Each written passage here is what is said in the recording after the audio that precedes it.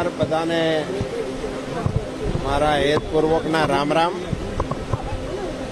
રાજ્ય સરકાર દ્વારા મુસાફરોની સવલતો માટે નવી ટેકનોલોજી સાથેની લક્ઝરી બસોની સેવા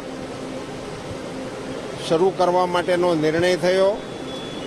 અંદાજે 100 જેટલી નવી બસોનો કાફલો વાહન વ્યવહાર વિભાગ દ્વારા ગુજરાત રાજ્યના મુસાફરો માટે લેવામાં આવ્યો છે। એ પૈકી મારી જાણકારી પ્રમાણે 25 જેટલી બસો એ આપણા રાજકોટ વિભાગને સોંપવામાં આવી છે। તે પૈકી 7 જેટલી નવી લક્ઝરી બસો જુદા જુદા રૂટોમાં આજથી રાજકોટ વિભાગ દ્વારા સંચાલિત કરવામાં આવી રહી છે। એ ઘડીને આપણે સૌ આનંદ સાથે વધાવીએ। હું અંતઃકરણપૂર્વકની શુભકામનાઓ પાઠવું છું। જણાવવા જેવી બાબત મેં બસને અંદરથી જોઈ તો એક બાબત જણાવતા મને ગર્વ થાય છે કે સંપૂર્ણ luxury bus A make in India છે। સંપૂર્ણપણે આખી બસની અંદર તમામ મશીનથી માંડીને ઇન્ટિરિયર સુધીની તમામ વ્યવસ્થાઓ ભારતીય બનાવટની છે।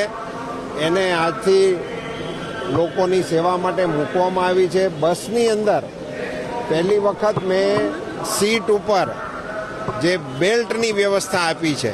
મને લાગે છે કે સુરક્ષાની દૃષ્ટિએ આ એક નવો આયામ પણ આપણા મુસાફરોને માટે ઉપલબ્ધ થાય છે। મુસાફરી કરતા તમામ ભાઈ બહેનોને મારી હૃદયપૂર્વકની શુભકામનાઓ।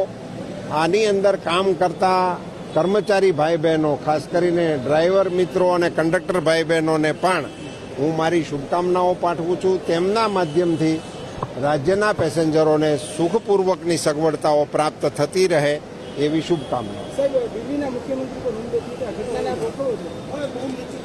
મને એવું લાગે છે કે એ વિવાદને જે પ્રકારની જે માહિતી આવી છે એમાં એ વ્યક્તિ માનસિક રીતે અપસેટ હોય એવું પ્રથમ દ્રષ્ટિએ ધ્યાનમાં આવે છે। એટલે એને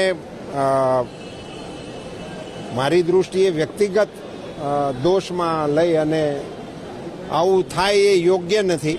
એ વાત તો ખરી જ છે, પણ એમાં કંઈ બહુ પહેલું જે માણસનું વ્યક્તિત્વ જે પ્રકારે જાણકારીમાં આવ્યું છે એમાં કશું બહુ કહેવા જેવું નથી।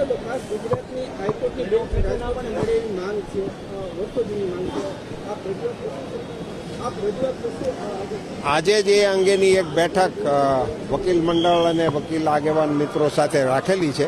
એમની રજૂઆતોને ધ્યાનમાં લઈને જરૂર ઉચ્ચ કક્ષાએ અમે રજૂઆતો કરશું।